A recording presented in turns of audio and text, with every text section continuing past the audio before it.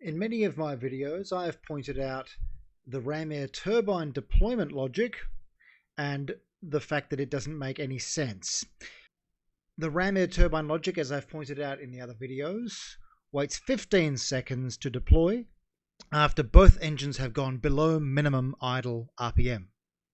And that minimum idle RPM is actually detected by the VFSG, or the generator, when it stops putting out power.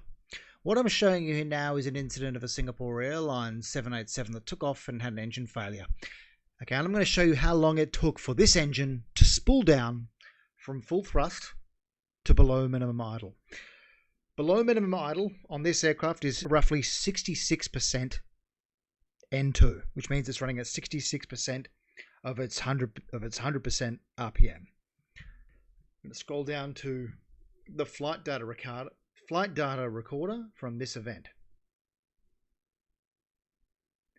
This is looking at quite a long interval, it's the entire flight, and we want to see what data they can give us zoomed in a bit more. What have we got? What's the best data we've got? Okay.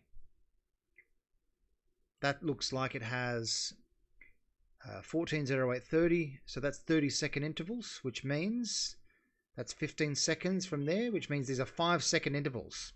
Between each line is a 5-second interval. Zooming in.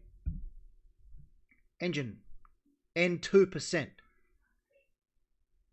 Okay, from 110%, and let's get the 60% line here.